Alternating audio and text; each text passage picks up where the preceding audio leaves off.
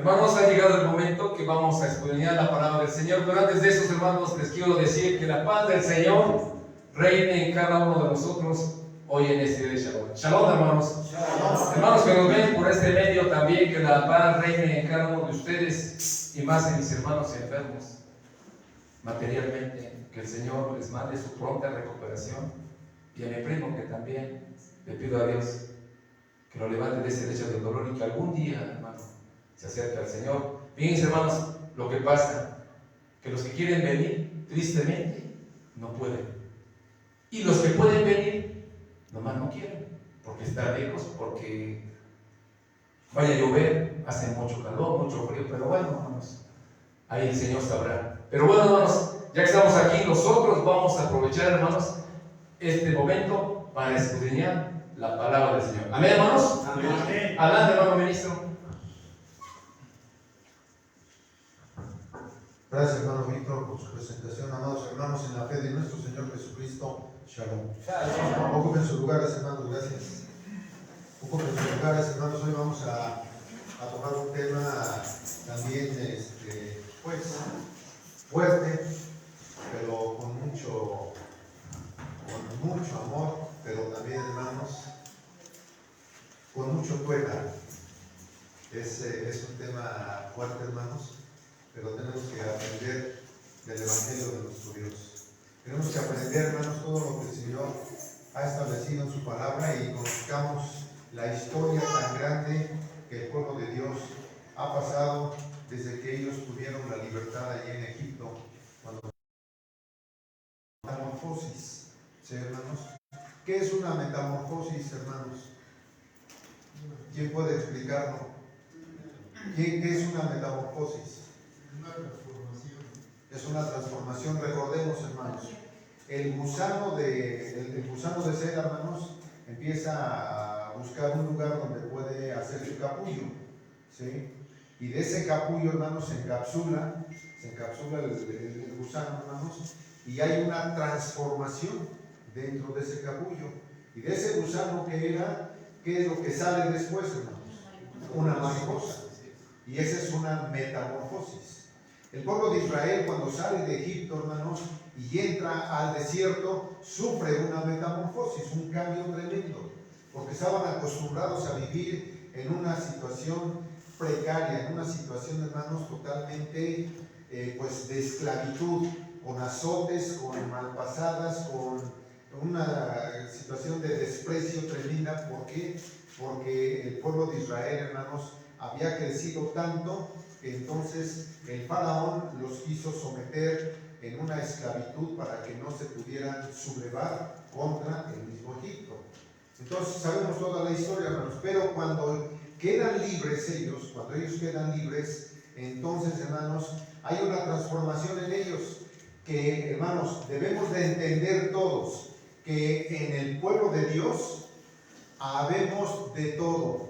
Dentro del pueblo de Israel, que es el ejemplo que nosotros debemos de llevar, había de todo, hermanos. Había mansos, había también mensos, había, hermanos, muy engreídos, había sabios, había a lo mejor también un poquito menos sabios, por no decir otra palabra, pero, hermanos, había de todo en el pueblo de Israel.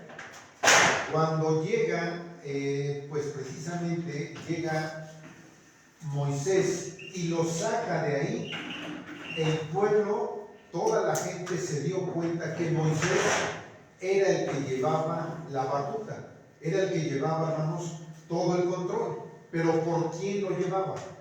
Pues lo llevaba por Dios. Dios era el que le daba la orden, le decía: tienes que decir esto, tienes que hacer esto, tienes que llevarlos para acá, tienes que manifestar el poder que yo te estoy otorgando a ti, para que ellos se den cuenta.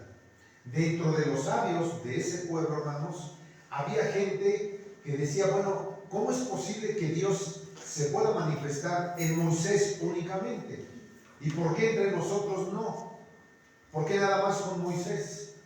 Y ahí, hermanos, es donde el conocimiento precisamente que Dios le otorga a Moisés es un conocimiento supremo, es un conocimiento que lleva, hermanos, a una liberación, a una transformación del pueblo de Dios, en donde iba, hermanos, a suceder infinidad de cosas tremendas dentro del mismo pueblo. Esto se dio, hermanos, inmediatamente a todos aquellos que veían las maravillas de Dios a través de Moisés. Cuando le da la orden a Moisés, dice: pega con el báculo en el mar para que el mar se pueda abrir. Y cuando, hermanos, hace Moisés esto, hermanos, pega en el mar, se abre, hermanos, el mar, la tierra está en seco, hermanos. Todo el pueblo experimentó esto y vieron las maravillas de Dios. Pero viene un asunto, hermanos. En esa transformación que hubo gente que quería ser igual que Moisés, o a lo mejor, hermanos, mejor que Moisés. Eso lo vieron, lo palparon. Y eso, hermanos, trajo consecuencias terribles. ¿Cuáles fueron las consecuencias terribles? Hermanos, que solamente Moisés recibía la orden y se podía hacer. Pero, hermanos, hubo unos hombres que se llamaron Coré, Datán y Abiram.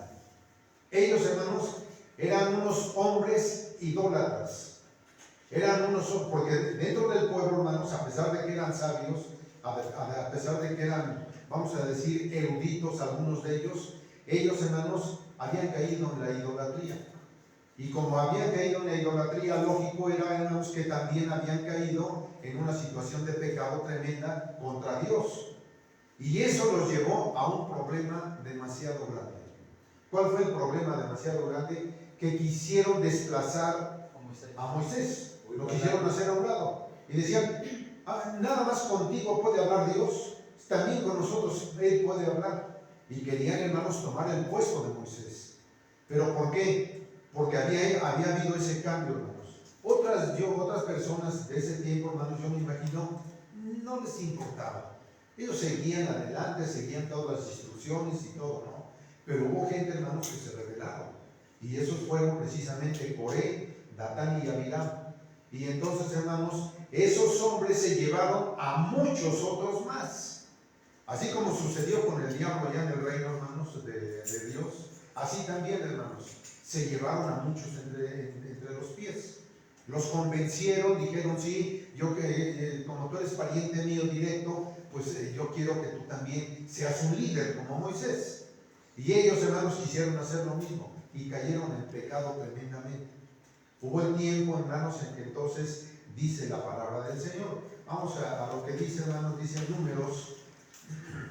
Y aquí, hermanos, se revela la cuestión de que el pueblo de Israel, el pueblo de Dios, empezó a caer en una situación demasiado grande. Bien, título del tema del día de hoy. Título: Mentiras de los falsos profetas. Mentiras de los falsos profetas. Dice Números capítulo 24.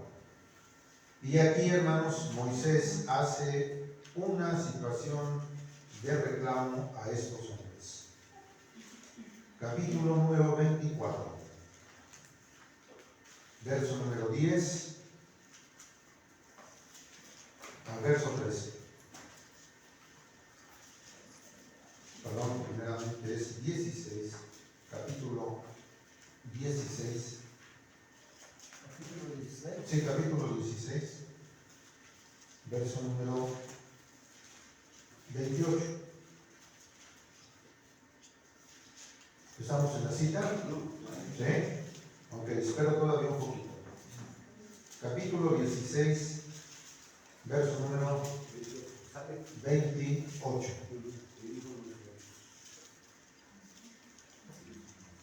Voy a leer el 27, hermanos.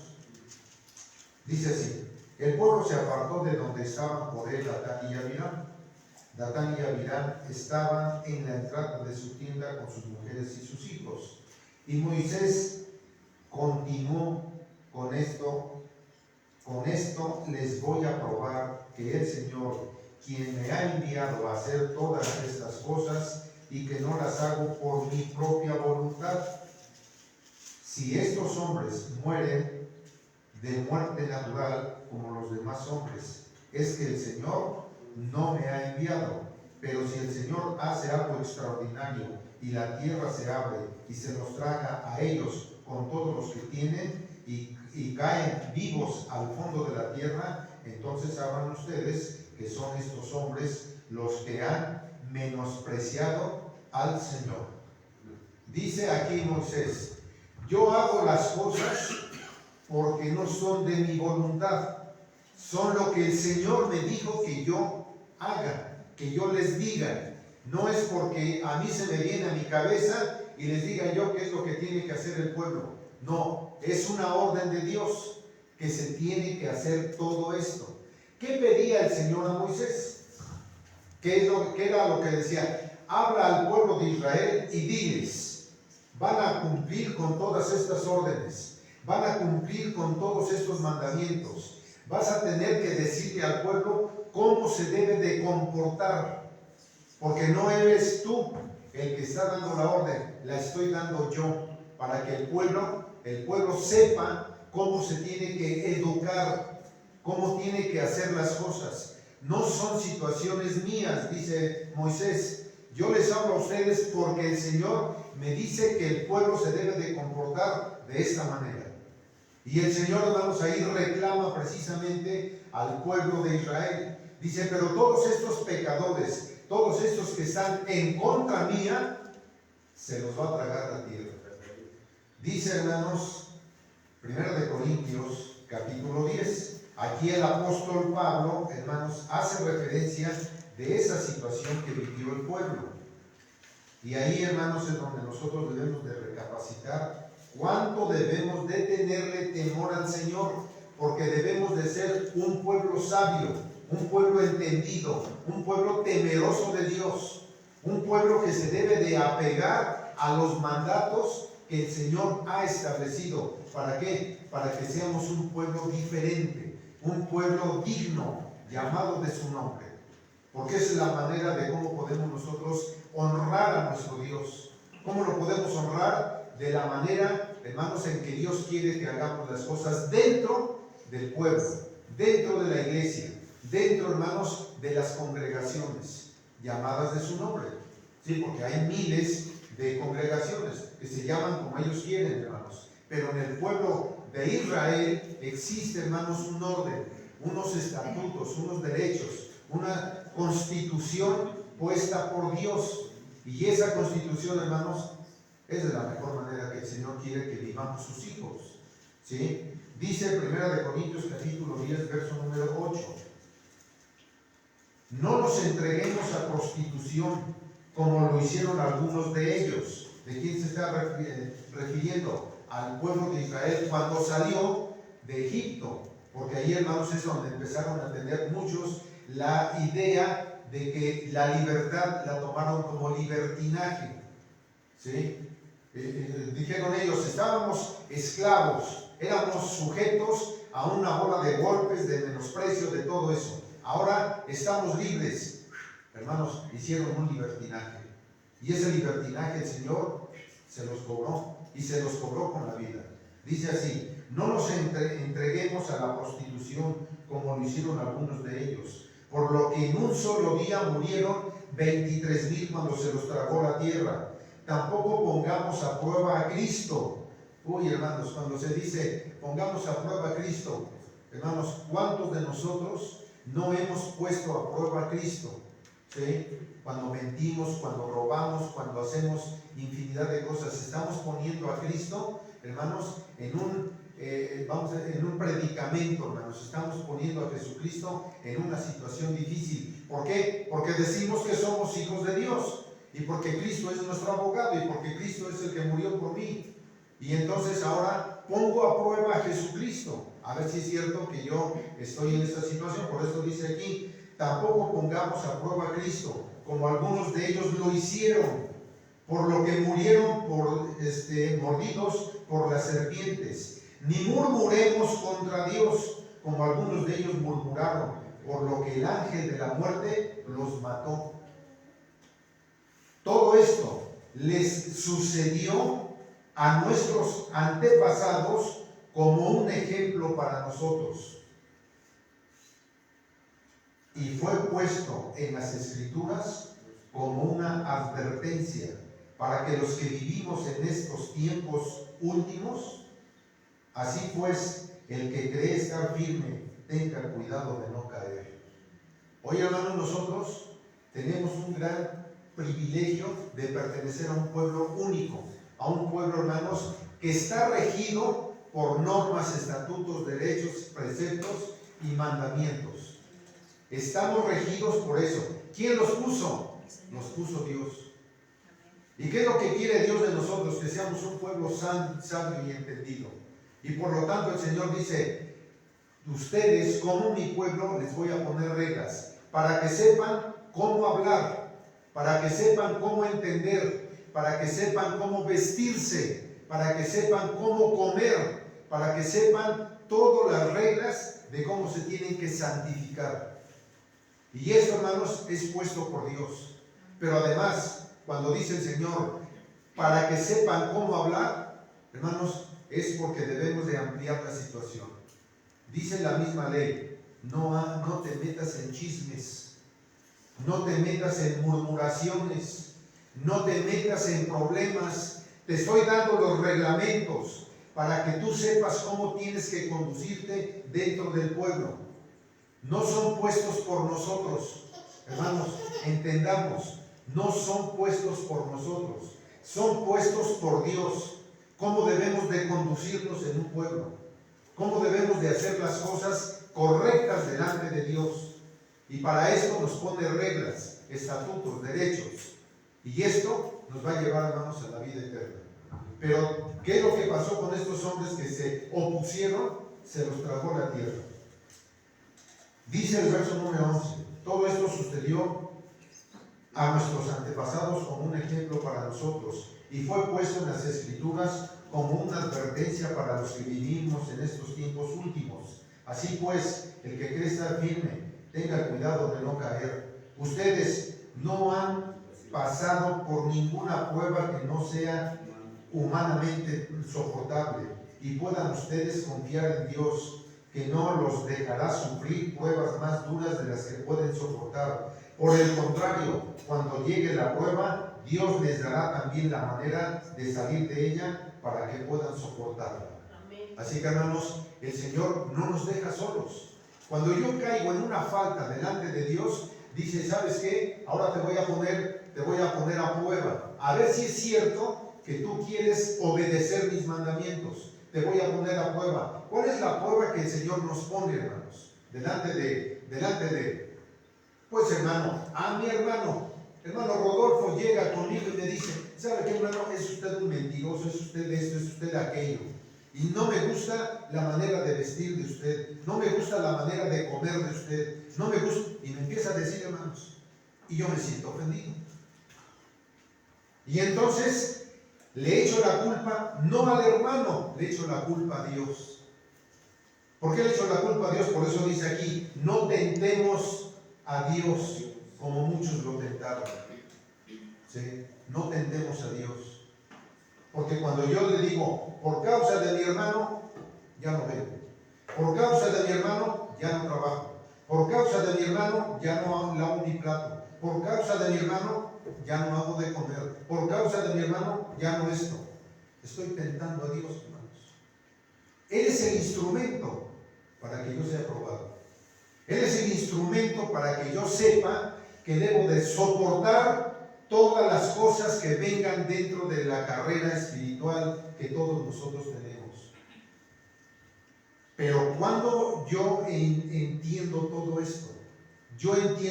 esto, cuando el Señor reclama de mí que tengo que ser un hijo de Dios excelente.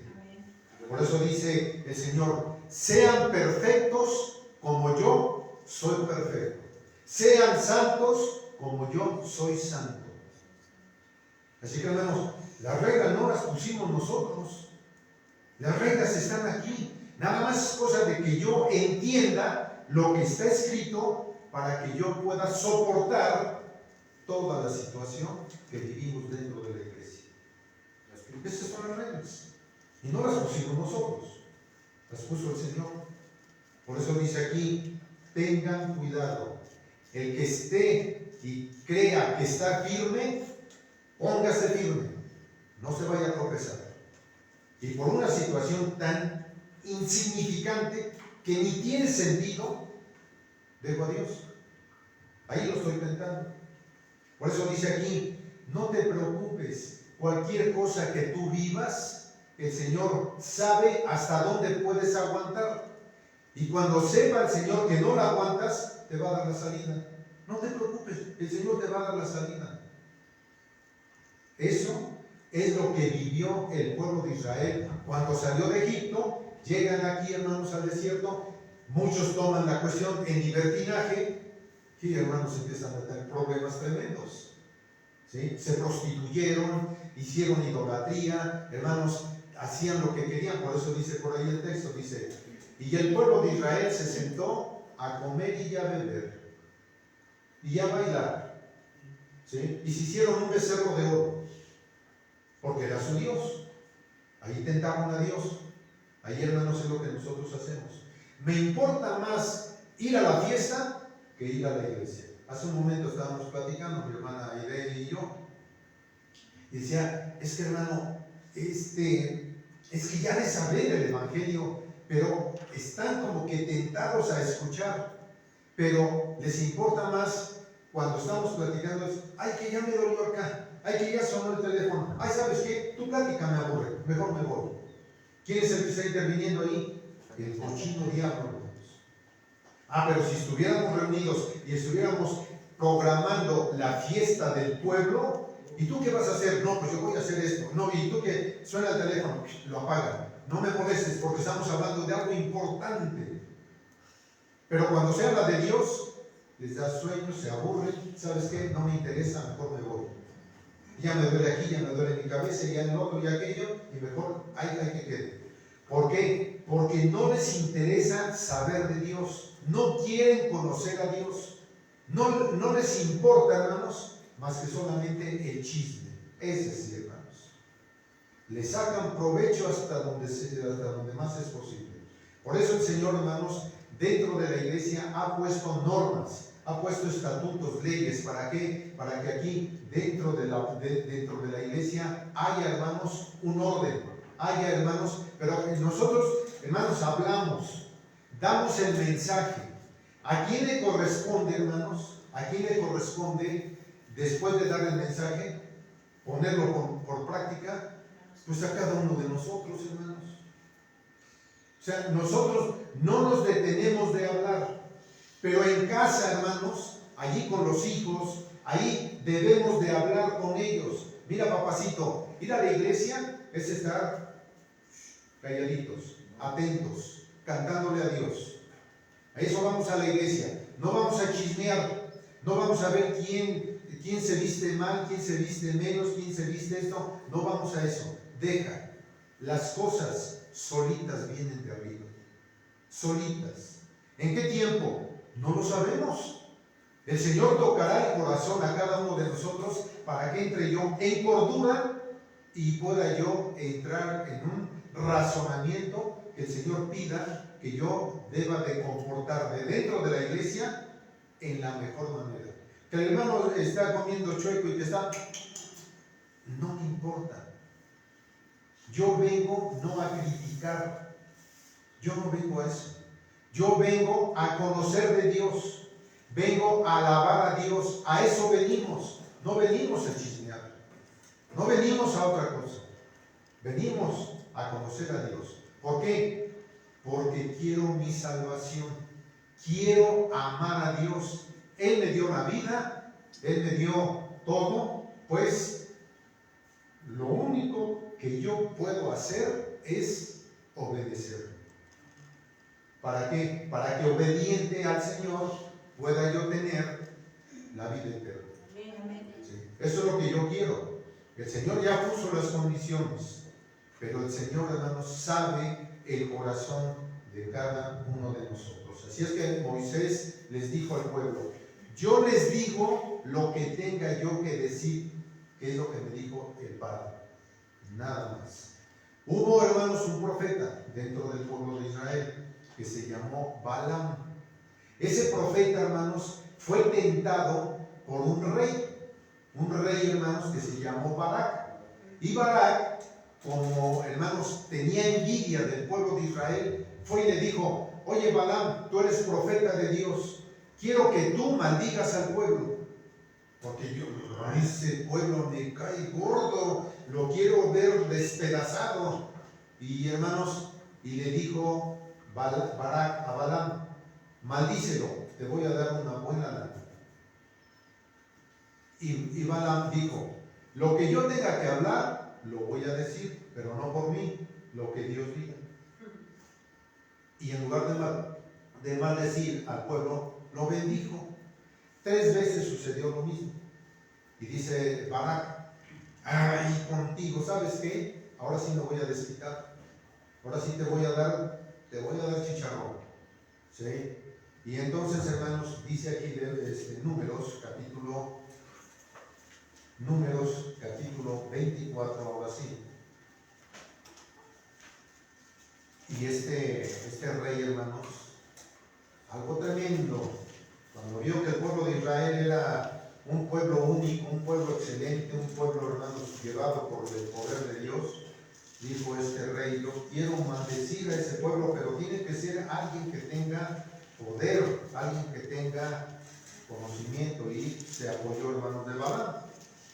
Dice el capítulo 24, verso número 10 al verso número 13. Esperamos que todos tengamos la lectura. ¿Listos? Muy bien. Dice así, capítulo 24, verso número 10.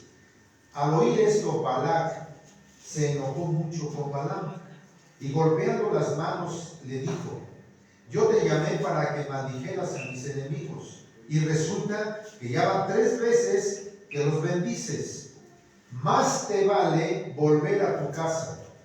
Yo había prometido hacerte grandes honores, pero el Señor lo ha impedido. Y Balaam le respondió: ya les advertí a tus mensajeros que aunque me dieras todo el oro y la plata que caben en tu palacio, yo no podría desobedecer las órdenes del Señor, ni hacer nada bueno ni malo para mi propia cuenta. Y que solo, dice aquí, y que solo diría lo que el Señor me ordena decir. Eso diré yo. Entonces, hermanos, el profeta sabía que tenía que decir lo que el Señor le dijo. ¿A qué va todo esto, hermanos? Que todos nosotros tenemos que hablar lo que el Señor dice. Eso es lo que debemos de hacer. Siempre el hombre ha pecado contra Dios, pero Israel ha sido el ejemplo de toda esta hipocresía. Porque dentro del pueblo de Israel, hermanos, hubo reyes, profetas, hubo, hermanos, también sacerdotes, que todos gobernaban, hermanos, al pueblo en una y en otra manera. Pero dentro de ese gobierno hubo, hermanos, hipocresía.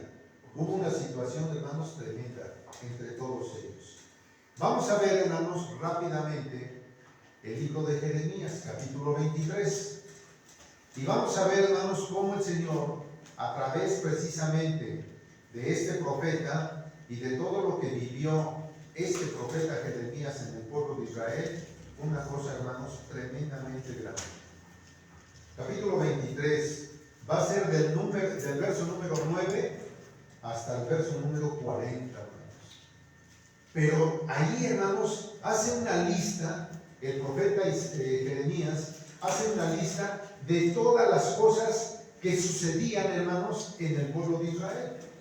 Y eso es algo tremendamente grande en el conocimiento que debemos de tener nosotros. Capítulo 23, verso número 9.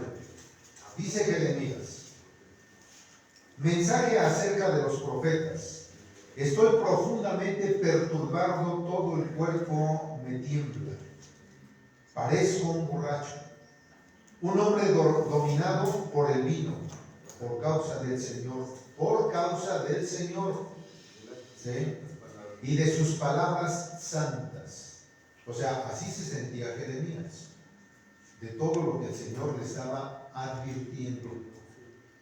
El país está lleno de adúlteros, la gente que corre hacia el mal, que usa su poder para cometer injusticia. Por eso el Señor maldijo la tierra y la tierra se secó, y los pastos del desierto se quemaron. El Señor afirma: hasta los profetas y los sacerdotes son impíos. En mi propio templo los he encontrado haciendo el mal. Por eso su camino será oscuro y resbaladizo. Yo haré que los empuje y caigan cuando ajuste cuenta con ellos. Traeré sobre ellos la desgracia. Yo, el Señor, lo afirmo. Yo he visto a los profetas de Samaria hacer cosas que me ofenden. Han profetizado en nombre de Baal y han hecho en mi pueblo de Israel que se extravíe. Yo he visto a los profetas de Jerusalén hacer cosas horribles, cometen adulterios y fraudes, animan de tal modo a los malvados que nadie se aparta de su maldad. Ellos y los habitantes de la ciudad son para mí como Sodoma y Gomorra. Por eso yo, el Señor Todopoderoso, digo esto contra los profetas. Voy a darles de comer algo muy amargo. Voy a darles de beber agua envenenada, porque de los profetas de Jerusalén se ha extendido la maldad a todo el país. El Señor Todopoderoso dice: israelitas, pueblo, no hagan caso a los que les dicen los profetas. Lo que dicen no son más que mentiras, cosas que ellos mismos inventan, que yo no les he comunicado. A los que desprecian mi palabra les dicen: todo les saldrá bien. Y a los que siguen tercamente las inclinaciones de su corazón les dicen: no vendrá ningún mal. Ahí me detengo, hermanos. ¿Sí?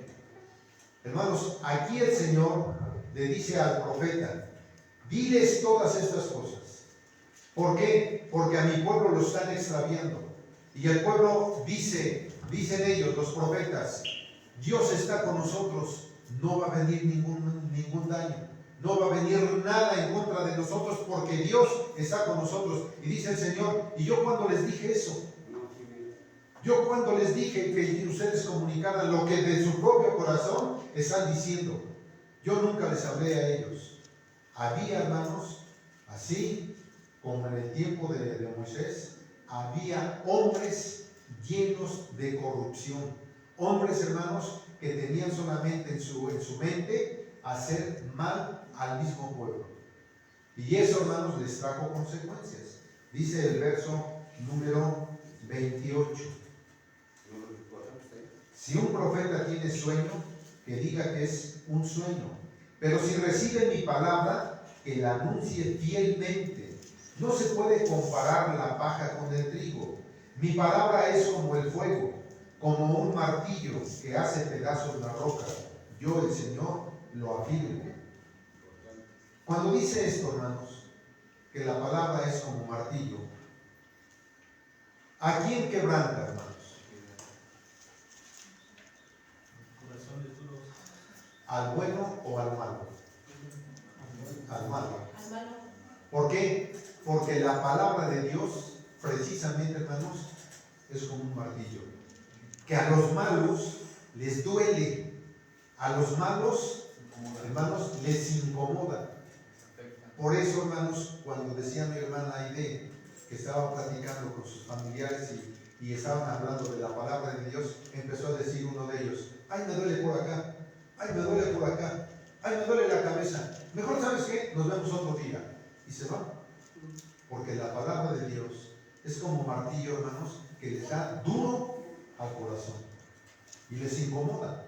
Y eso, hermanos, lo estamos viendo. Y creo que cada uno de ustedes que de hace poco tiempo a estos días, hermanos, ustedes han estado predicando el Evangelio y se han topado con gente que les incomoda. Se han topado con gente que no quieren escuchar y les dicen a ustedes: es que ¿quién es ese que viene de Puebla?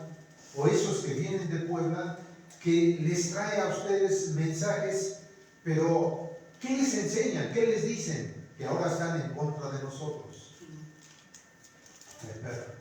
Hermanos, les incomoda la palabra de Dios. No quieren saber de ella. Verso número 30. Por eso me declaro contra estos profetas que se roban unos a otros mis palabras. Yo, el Señor, lo afirmo. Dicen hablar de Dios, pero ¿qué les pasa, hermanos? Que se roban las palabras de este libro, las dicen a su manera, no a la manera que Dios quiere, sino a su manera se roban las palabras para endulzar el oído de los demás, que están de acuerdo con ellos. Pero los que no, pues mejor se van. ¿Sí? Por eso me declaro contra esos profetas que se roban unos a otros mis palabras. Yo, el Señor, lo afirmo. Me declaro contra esos profetas que hacen pasar como mensaje mío cosas que ellos inventan. Eso fue hecho para los judíos, no para nosotros. Cristo vino y murió por nosotros. Así es que olvídense de los mandamientos. ¿Sí? Eso dicen los falsos profetas. Esos dicen que hablan de la palabra de Dios. Pero es que eso, como dice aquí el profeta, eso fue para los judíos, no fue para nosotros, porque Cristo, ahora vivimos por gracia. ¿Sí? Y la gracia nos lleva a lo alto. ¿Sí? Y esos endulzan, se roban las palabras del Señor. Me declaro contra esos profetas que hacen pasar como mensaje mío cosas que ellos inventan. Me declaro contra esos profetas que cuentan sueños mentirosos, que con sus mentiras y sus habladurías hacen que mi pueblo se extravíe. Yo no les he enviado ni les he dado orden alguna, así que son incapaces de ayudar al pueblo. Yo, el Señor, lo afirmo. Ya no son 7 fiestas. Jesucristo vino y solamente nada más guardó 3. Es más, vámonos a los evangelios y ahí se ve que Jesucristo nada más guardó 3. Y dice el mandamiento en Deuteronomio 16 que son 3. Y dice también en Éxodo 23 que también son 3 fiestas, ya no son 7. Y endulzan las palabras de ellos en mentira para el pueblo. ¿Sí, hermanos? Y muchas otras cosas más. Que el día empieza a las 6 de la tarde. ¿Qué no empieza la noche? ¿Dónde está la parte clara del día? ¿Y la parte clara dónde quedó? No empieza ahí. No existe. Y que nos vamos al cielo. Y que nos vamos al cielo con todos zapatos. ¿Sí? Verso 33. Jeremías, si alguna persona del pueblo, o un profeta, o un sacerdote te pregunta, vean hermanos, veamos esto, pongan mucha atención. Pongan mucha atención. Jeremías, si alguna persona del pueblo, o un profeta, o un sacerdote te pregunta, ¿cuál es el encargo del Señor? Diles, el Señor afirma que su carga son ustedes y que van a dejar caer. Y si un profeta, o un sacerdote, o una persona del pueblo usa la frase encargo del Señor, yo le castigaré a él y a su familia. Cuando alguien le pregunte a un amigo o familiar suyo, podrá decir qué respuesta ha dado el Señor, qué ha dicho, pero no vuelvan a usar la frase encargo del Señor, porque si alguien la usa, haré que sus palabras se les vuelvan una carga. Ustedes han pervertido el sentido de las palabras de Dios viviente, de su Dios, el Señor Todopoderoso. Así que hermanos, decía aquí, cuando alguien llegue y te diga, oye, ¿cuál es el encargo del Señor? Muerte, cuchillo a este hombre. Nosotros tenemos que decir, hermanos, cuando hablemos de profecía, el Señor afirma esto, porque esto va a suceder. Porque esto está escrito, porque estos son palabras de Dios. Y la carga que tiene el Señor es contra ustedes, pueblo necio, pueblo rebelde, pueblo que no entiende. La carga afirma al Señor que es esto lo que tiene que pasar. Y eso es lo que tenemos que hablar. Así que, hermanos, aunque se incomoden, por eso le decía precisamente a Jeremías el Señor, ve a la casa de Israel, te vas a enfrentar con gente dura de servir, te vas a encontrar con gente no difícil de habla, pero de un corazón de pedernal. Te vas a encontrar con gente insensata, ¿sí? Pero tú háblales, te oigan o no te oigan, tú háblales. Que quieren saber de mí, adelante. Que no quieren saber de mí, se van a enfrentar contra mí. Y eso, hermanos, es lo que nosotros tenemos que hablar. Bien, me brinco hasta el verso número 37, ya para terminar. Jeremías pregunta a los profetas, ¿qué respuesta ha dado el Señor? ¿Qué ha dicho? Y si dicen, encargo del Señor, respóndeles. El Señor dice, puesto que ustedes siguen usando la frase que les prohibí que usaran, yo les levantaré como una carga de ustedes a la ciudad que les di, a ustedes y a sus antepasados, y los dejaré caer lejos de mí, y para siempre traeré sobre ustedes humillación y vergüenzas tales que no podrán olvidarlas. Esto, hermanos, es lo que el Señor reclama de todos nosotros. Ahora, cuando sucede todo esto en el pueblo de Israel, es porque estaba a punto de llegar, hermanos, aquel rey todopoderoso que se tendría que manifestar por parte de Dios en el pueblo de Israel, de que Jerusalén iba a ser destruida. Y cuando fue destruida, llega Nabucodonosor, hermanos, destruye todo y se cumple la palabra de Dios al pie de la letra. Hermanos, 130 años antes de que esto sucediera, un profeta ya había visto cómo era el comportamiento del pueblo en esos años. Hermanos, 130 años son demasiados años que el pueblo de Israel estaba viviendo una situación, hermanos, de pecado, de idolatría, hermanos, de lo peor, y que no entendía el pueblo, hermanos. ¿Se desvió, hermanos. Dice Miqueas capítulo 3. Esto, hermanos, tenemos que tomarlo muy en cuenta, porque nosotros como pueblo de Dios tenemos que saber que Dios, hermanos, reclama a todos nosotros que tengamos que vivir en santidad.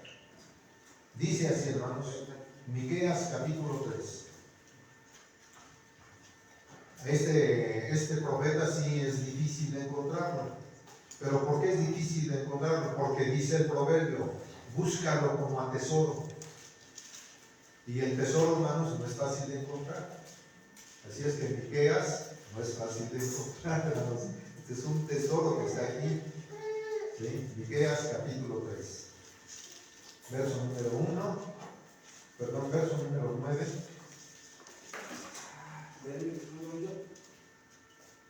9 a 11. Ya ve que sí es un tesoro, hermano Rodolfo. Difícil de encontrar. Ok. Dice así, verso número 9. Escuchen ahora esto ahora, gobernantes y jefes de Israel, ustedes que odian la justicia y tuercen todo lo que está derecho, que construyen Jerusalén, la ciudad del monte Sión, sobre la base del crimen y la injusticia. Los jueces de la ciudad se dejan sobornar, los sacerdotes enseñan solo por dinero, y los profetas venden sus predicaciones alegando que el Señor los apoya y diciendo, el Señor está con nosotros, nada malo nos puede suceder. Por lo tanto, por culpa de ustedes, Jerusalén, la ciudad del monte Sión, va a quedar convertida en barbecho, en un montón de ruinas, y el monte del templo se cubrirá de maleza. Como un negocio. Por culpa de los profetas, de los sacerdotes y de los gobernantes del pueblo de Israel, por culpa de ellos. Hermanos, esto que Miqueas habló fue en el año 730 a.C. Cuando Jeremías estaba hablando era el año 600. 130 años antes de Jeremías ya estaba hablando Miqueas todo esto, hermanos. Y cuando llega Jeremías dice, ahora sí, el Señor ya lo aguantó 130 años y todavía siguen en su terquedad de seguir haciendo las cosas a su manera. Ya no. ¿Saben qué? Se acabó todo esto. Ahora van a sufrir las consecuencias. Y sabemos la historia, hermanos. ¿Qué le pasó al pueblo? Fue llevado a Babilonia durante 70 años. Y ahí estuvieron, hermanos, hostigados, reprimidos y además, hermanos, volviéndose a la doctrina babilónica. Porque ahí, hermanos, el pueblo de Israel, los sacerdotes, todos aquellos, adoptaron la ley de la luna para marcar tiempos. Ahí la adoptaron, hermanos. Ahí aprendieron y le dieron nombre a los meses del año. De tal forma que uno de esos meses se llama Tammuz. Hermanos, cayeron en la idolatría. Eso, hermanos, estaba dicho por los profetas. Se cumplió al pie de la letra. Hoy, hermanos, estamos viviendo una situación semejante. Estamos viviendo lo mismo. ¿Cuántos hablan de la palabra de Dios? Agarran la palabra de Dios y le endulzan al pueblo lo que tienen que decir ellos. ¿Para qué? Para sacar provecho. Hoy el Espíritu de Dios va a hacer que ustedes hablen en lenguas. Se quitan el saco y les avientan el saco así y la gente se cae, hermanos. Y empiezan a... Y la gente lo cree. Y la gente lo cree, hermanos. Aquí hacen maravillas, aquí el Espíritu de Dios se manifiesta. Dios mío, ¿hasta dónde llega la ignorancia? ¿Hasta dónde llega, hermanos, la terquedad de la gente, hermanos, que solamente busca cohecho? Solamente busca enriquecerse. Y eso les duele. Porque cuando hablamos precisamente de la palabra de Dios, como está escrito, y lo que tenemos que saber que Dios quiere, no les importa. Y eso es lo que pasa. ¿Sí? Y cuando tenemos un debate, inclusive de donde venimos, quisiéramos tener un debate de las cosas, hermanos, que están totalmente chuecas. No se dejan. Porque ni siquiera, hermanos, saben defender la posición que tienen ellos. Ni siquiera eso. No saben defender su fe. No saben defender lo que les enseñaron. No saben defender, hermanos, lo que ellos supuestamente han aprendido de este libro. No lo saben, hermanos.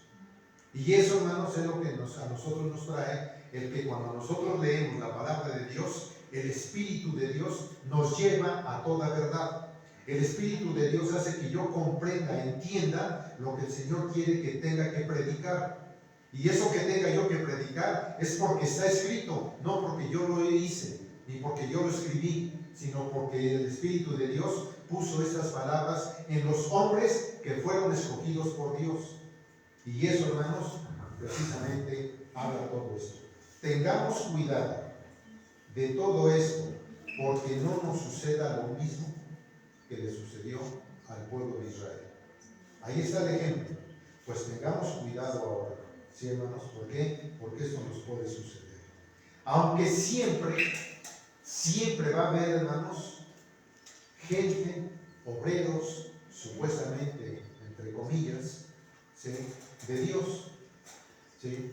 Pero había que ver que todos ellos solamente buscan corrupción. Dice la segunda carta a Timoteo. Segunda carta a Timoteo. Dice aquí el apóstol Pablo que en estos postreros días que nosotros estamos viviendo va a haber situaciones tremendas y lo estamos viendo. Segunda carta a Timoteo, capítulo 3, verso número 1 al verso número 9. Ya vamos terminando. Aguanten un ratito más. ¿Sí? ¿Sí? Bien. Dice así, hermanos, capítulo 3, verso número 1 al verso número 9. Dice así: también debes saber que en los tiempos últimos que estamos viviendo nosotros, vendrán días difíciles.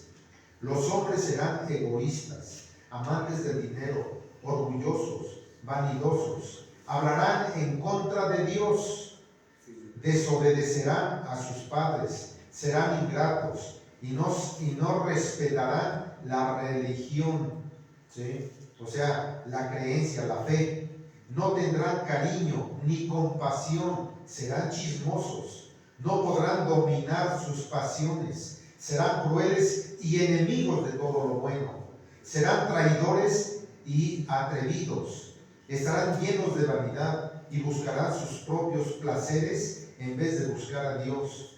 Aparentarán ser religiosos, sumisos, hermanos, servidores de Dios, pero con sus hechos negarán el verdadero poder de Dios.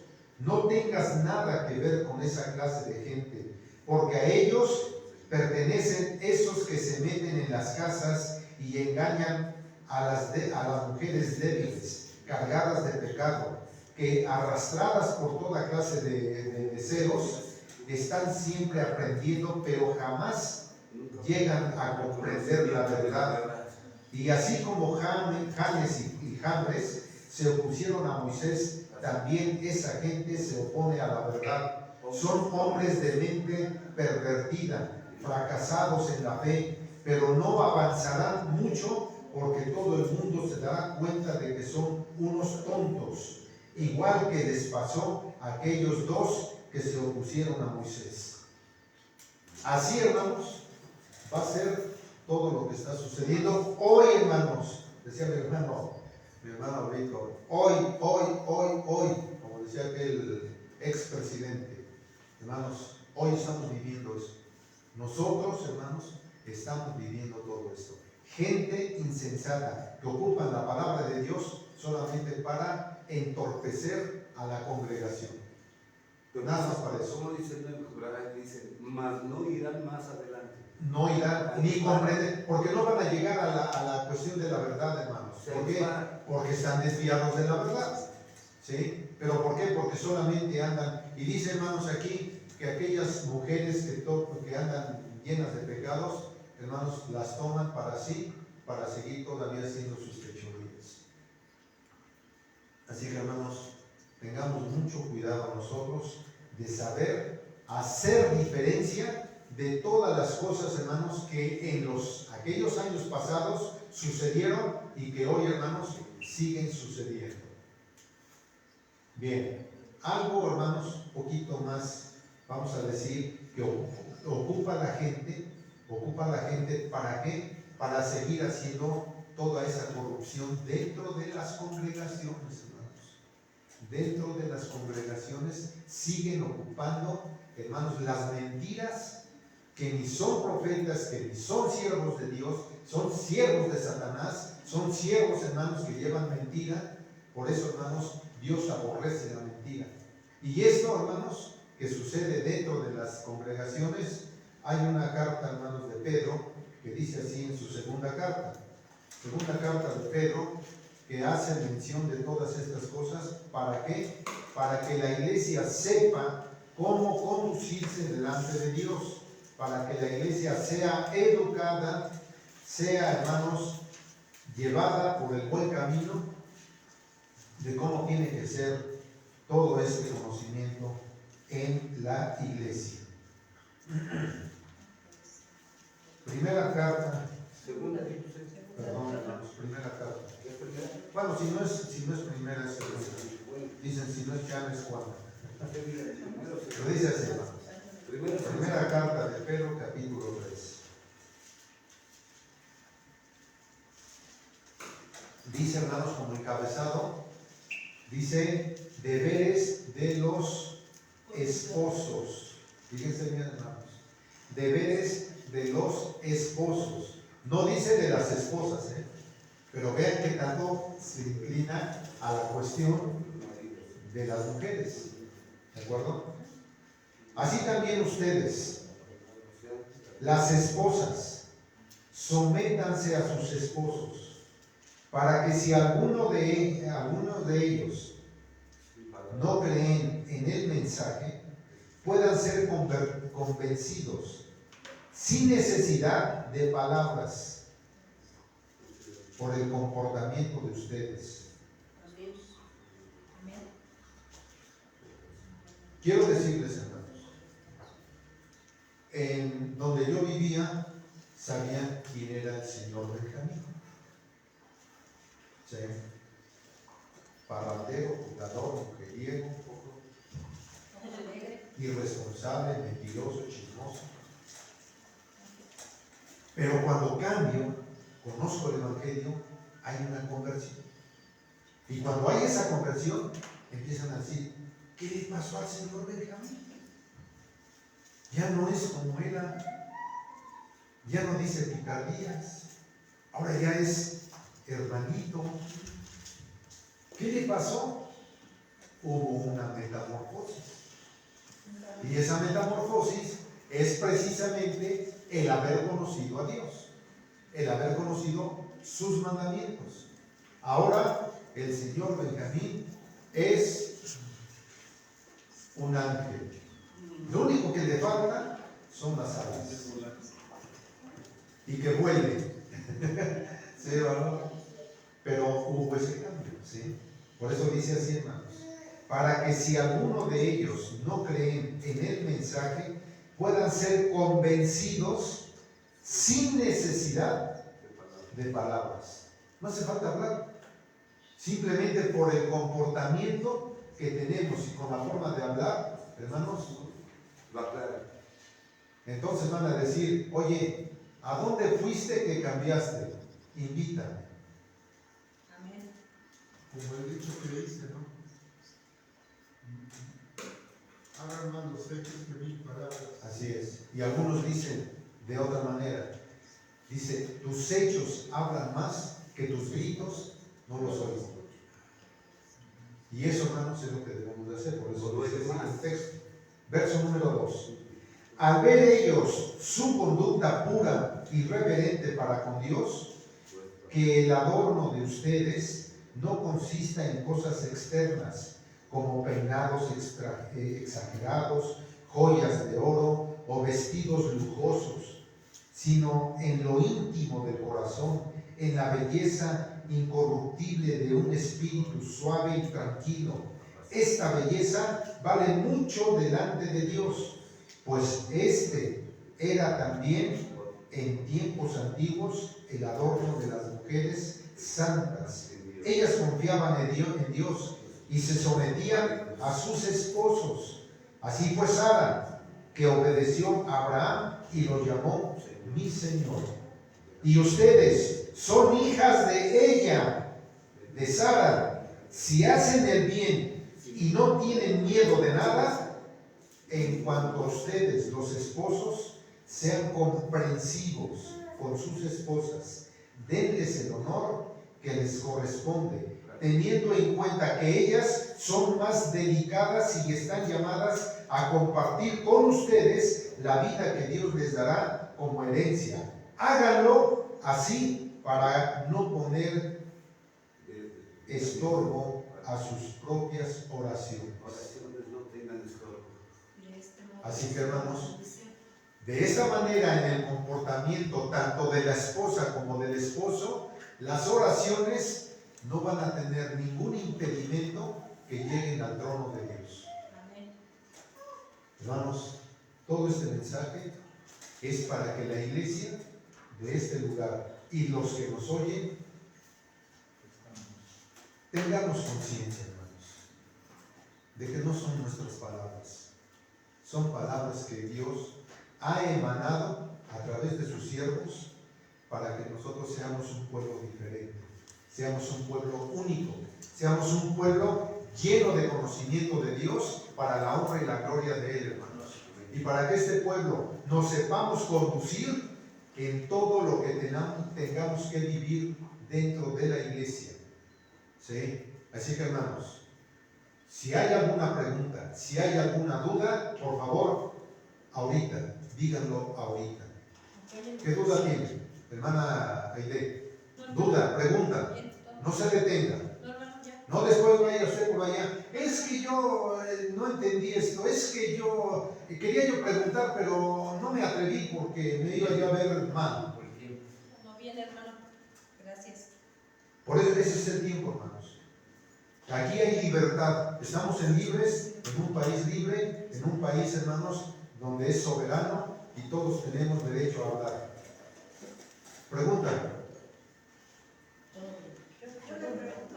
Pregunta, hermana, usted no se detenga. Quiero saber, antes de la venida de que vino Cristo, ¿qué religiones habían, o ya habían religiones? Ok. Pregunta mi hermana, antes de que llegara Jesucristo aquí a la tierra, ¿qué había en los pueblos de la antigüedad? Hermanas, aquí se sabe a través de la Escritura que muchos pueblos tenían como su dios a Baal. ¿Quién es Baal? Ya dentro de los pueblos, vamos a decir, pues eran sus dioses paganos. Tenían sus estatuas, ahí grandotas, unas grandotas, otras chiquitas, pero como el río, como el chorrito, si se hacía grandote, si se hacía chiquito, pero eran sus dioses, ¿sí? Y en ellos creían.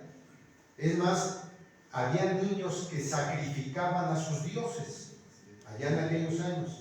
Aquí en América, hermanos, trajeron precisamente el conocimiento de aquel lado para acá. ¿Y qué había aquí en América, hermanos? Vamos a decir, hablando de México, los aztecas, ¿qué hacían? Sacrificaban doncellas, sacrificaban jóvenes, sacrificaban niños a los dioses que tenían ellos, que eran dioses de tierra. Eso es lo que había. Dentro del pueblo de Israel, muchos se convirtieron a esos dioses, pero los que no se convirtieron, hermanos, cuando salieron de Babilonia, cuando salieron de ahí, hermanos, llegaron y empezaron a ver muchas situaciones, ya no, hermanos, de tanta corrupción, pero llegó el momento que en el tiempo de los macabeos, aproximadamente por el año 250 antes de Cristo, antes de que llegara Cristo, 250 años, hubo por ahí también una guerra que también bambareó, hermanos, un poquito a Jerusalén, y a ellos les ocasionó que derrumbaron otra vez, hermanos, el templo, y eso lo volvieron a reconstruir y todo, hermanos, pero ya no hubo un gobierno fuerte, sino que ahí es donde nacen precisamente aquellos escribas, fariseos, celotes y todos y hubo una división en el pueblo de Israel, y esa división fue de 5 sectas. De ahí nacieron las religiones. Bueno, no se llaman religiones, eran la forma de creer, la forma de la fe que ellos tenían. Por ejemplo, los fariseos, ellos creían en la resurrección. Los saduceos no, ellos no creían. Tenían la escritura, la tenían, pero era el Antiguo Testamento, porque el Nuevo Testamento no existía, nada más el Antiguo Testamento. Tenían el Antiguo Testamento, sí lo tenían, pero hubo 5 divisiones de forma de creer, y esas se llamaron sectas, ¿sí? Y de ahí precisamente en el capítulo 16 de Lucas, Jesucristo manda la parábola, y es donde dice que Lázaro estaba en el seno de Abraham y el rico estaba en el infierno, ¿sí? Y ahí decía el rico, ¿quién es el rico? El pueblo de Israel, estaba en el infierno, y dice, dile a Lázaro que está en el seno de Abraham que moje su dedo un poquito para que me moje la lengua, porque aquí me estoy quemando. Dice, y es más, si puedes mandar a alguien de los muertos para que les avise a mis 5 hermanos que están allá afuera, que no vayan a caer en el mismo problema que yo estoy viviendo acá. Y les dice Jesucristo, a Moisés y a los profetas tienen. Óiganlos, porque si se levanta uno de los muertos, tampoco le van a creer. ¿Sí? Jesucristo resucitó, ¿le creyeron? Y después de que Cristo fundó la iglesia, cuando se fue, y luego Ok. ¿por qué hay tanta religión? Ok, eso mi hermana. Cuando Jesucristo establece la iglesia, no le pone Jesucristo el nombre de él, porque dice el apóstol Pablo que Jesucristo no vino a usurpar el nombre de Dios, no vino a eso. Pero el apóstol Pablo ya menciona precisamente en las cartas de él, menciona que es la iglesia de Dios. Y la iglesia de Dios se llama así desde el tiempo de los apóstoles. Cuando iglesia de Dios. Ya nosotros, a través del profeta Isaías, en el capítulo 44, verso número 5, lleva el apellido de iglesia de Dios israelita. Así es, bíblicamente, la iglesia que Jesucristo funda en el año 26, ahí es donde la funda Jesucristo a través de los apóstoles. Porque en el año 26 es cuando Jesucristo empieza a hablar del Evangelio y reúne a los 12 apóstoles y empieza la carrera. Y ahí toma el nombre de Iglesia de Dios, y ya por el profeta, llamada israelita. ¿Y la católica cómo se llama? La católica, así se llama. Ah, ya es- Pero esa nació en el año 325. Constantino, el emperador, es el que hace esto posible. Y entonces, esa es una secta, el catolicismo es una secta. ¿Sí? Entonces nace ahí, hermanos, el catolicismo.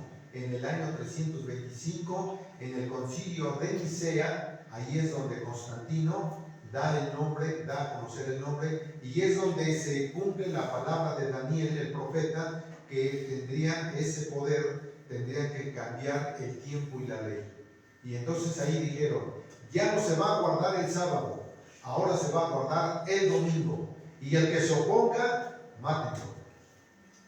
Entonces ahí es donde nace el catolicismo, en el año 325, en ese concilio. Se tocaron otros puntos, como la Trinidad y otras cosas que se tocaron ahí, pero bueno, tocante a la cuestión de cómo nace el catolicismo, ahí es como nace. Inclusive Constantino dijo, yo soñé una imagen, un escudo en donde estaba la cruz. Dice, y con eso voy a vencer. Y por eso ahí el catolicismo maneja mucho la cruz, ¿sí? Pero no porque sea un mandamiento, ¿de acuerdo? Entonces todo esto, por eso hermanos les digo, deben de preguntar ustedes, pregunten hermanos sus dudas, todo lo que quieran. ¿Para qué? Porque ese es el momento, hermanos, ese es el momento que debemos de aprender. A eso venimos, y no me importa que nos llevemos hora y media. ¿Por qué, hermanos? Porque eso es lo que tenemos que aprender de la palabra de Dios para defender el Evangelio. A eso venimos. Aprendo todo para defender el Evangelio. Pero también es importante, ¿no? Ser constantes, porque si no, si no soy constante, no aprendo. Sí. Si yo dejo de venir, es como en la escuela, ¿no? Así es. Nos están enseñando el profesor matemáticas, ¿sí? Y yo dejo una clase donde vieron cómo hacer la división. Ya me la perdí. Y ya me enseñaron a hacer los quebrados. ¿Y cuál es el común denominador? Y el común denominador múltiple. Y ya me perdí esa clase y después es que no la entendí. Y en el examen, un fabuloso tache. ¿Sí? Entonces, hermanos, debemos de ser constantes. ¿Sí? Parar oreja. Siempre les digo, paren oreja. ¿Para qué? Para que lo que escuchemos aquí lo pongamos y siempre es lo que diga la palabra de Dios. Yo les he dicho, yo no lo digo, lo dice la palabra de Dios. Y con respecto a esto, así debemos de hablar. ¿Por qué todas las religiones ya no adoran o aman a la Virgen? Si también fue madre de Cristo, supuestamente, ¿cómo vendría siendo de nosotros? La palabra de Dios dice, maldito el hombre que confía en el hombre. Yo no puedo confiar en el hombre. Ahora, María, ¿sí? El problema del mundo entero, hermanos, del mundo, el problema es María, ¿sí? Que no creemos. No, nosotros sí creemos en María, hermanos. Fue una mujer temerosa, fue una mujer escogida de Dios, fue judía, además de judía, hermanos, estuvo profetizada por Isaías, capítulo 7 y capítulo 9 de Isaías. Estuvo profetizada que tendría que venir y tendría que ser, hermanos, engendrada por el Espíritu Santo. Así lo dice la palabra. Jeremías 7:9. ¿Profetizada por Jeremías? Sí. Isaías. Isaías, capítulo 7 y capítulo 9. Léanlo todo los capítulos para que vean y comprueben ahí lo que dice el profeta. Y María, la Virgen, tendría que ser concebida. Yo se los he dicho, una virgen no concibe, hermanos. Una virgen no concibe. ¿Por qué? Porque en el momento de que el hombre penetra, deja de ser virgen. Y María se conservó virgen hasta que nació Jesucristo. Porque cuando nace Jesucristo, deja de ser virgen. Es lógico. Vamos, por naturaleza. Y concebió por obra y gracia del Espíritu Santo. Del Espíritu Santo. O sea, sí. Pero por el poder de Dios. Isaías capítulo 65. Perdón, pues todo está dicho por los profetas. Está anunciado desde Está anunciado. ¿Sí? Por eso es lo que les digo, lo que diga la Escritura. Ahora, en María yo no puedo depositar mi fe. Yo deposito mi fe en Dios y en Jesucristo. ¿Sí? Esa es mi fe. En Dios y en Jesucristo. El poder del Espíritu Santo, mis respetos, porque es el que me guía a toda verdad. ¿Sí? Pero María, hermanos, ¿por qué le dan el nombre en España de la Macarena? Ya no es María, ya es la Macarena. ¿Por qué aquí le dicen la Guadalupana? Ya no es María, ya es la Guadalupe. Pero dicen que es la misma. A ver, pónganse de acuerdo. ¿Por qué tantos nombres? No es la misma, porque María, hermanos, como es la raza judía, son blancos. Y aquí, la Guadalupe, hermanos, es morena. Ya no coincide. Imagínense en Haití. Imagínense en Haití, chinito que lee la luz. Hermanos, o sea, no. Y hay vírgenes, hermanos, chinas.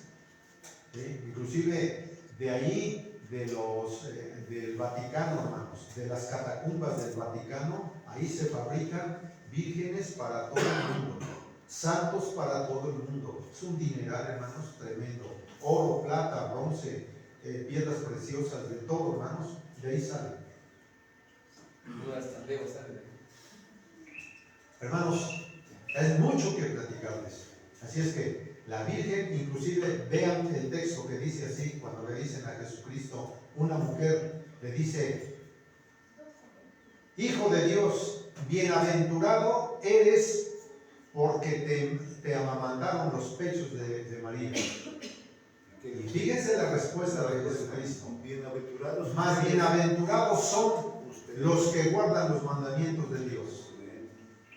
No le dio, hermanos, La vuelta. le dio la vuelta. ¿Por qué, hermanos? Porque vamos a decir, Jesucristo hubiera dicho: sí, María mi madre.